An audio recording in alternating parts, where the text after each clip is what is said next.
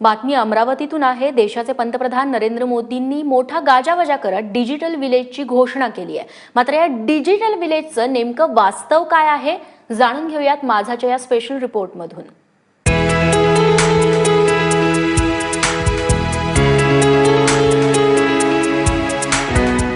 मेळघाटातील दुर्गम भागातील हरिसाल गाव 2000 लोकसंख्या असलेल्या या गावाला ओळख मिळाली ते पहिलं डिजिटल विलेज म्हणून।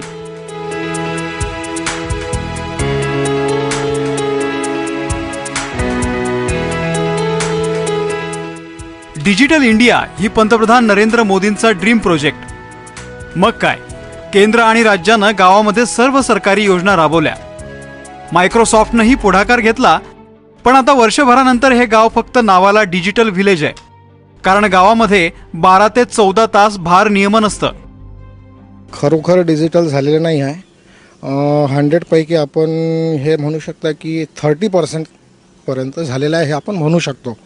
परंतु काय आहे की जे बेसिक आहेत हे डिजिटल करिता पण फक्त कम्प्युटर आणले आणि वायफायची सुविधा दिली आणि तो डिजिटल झाला असे आपल्याला सांगता येणार नाही। अभी ऐसा मिला कि भाई हर स्कूल गांव में हर स्कूल डिजिटल ऐसा स्कूल हुआ है, तो स्कूल में ऐसा कुछ दिखाई नहीं दे रहा कि भाई डिजिटल है स्कूल, क्योंकि नेट नहीं चलता ना, इसके कारण वो नहीं चल रहा अभी।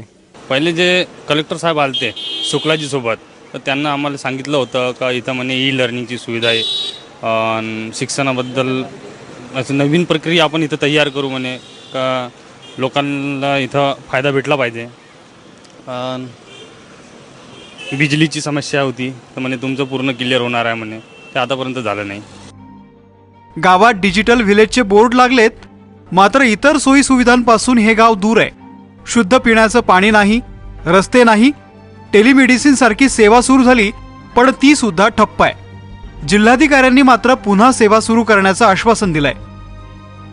ही वस्तुस्थिती आहे की लोड शेडिंगचा त्या ठिकाणी प्रॉब्लेम आहे। तर लोड शेडिंगचा प्रॉब्लेम असेल तर आपल्याला डिजिटल सेवा ज्या आहेत त्या सगळ्या रिअलाइज त्या ठिकाणी होऊ शकत नाहीत, परंतु या मार्ग काढण्याचा प्रयत्न आपण महावितरणच्या मार्गे करत आहोतच। तर या सर्व सुविधा कनेक्टिव्हिटीच्या अवलंबून असतात, तर या सुविधा देण्यामध्ये कुठलाही खंड पडू नये यासाठी स्थानिक स्तरावरती आम्ही मार्ग काढण्याचा प्रयत्न केलेला आहे।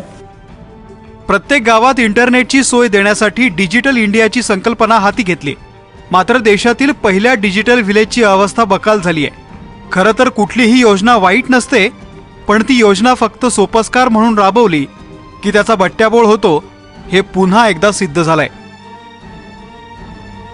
शशांक सौरे, एबीपी माझा, अमरावती।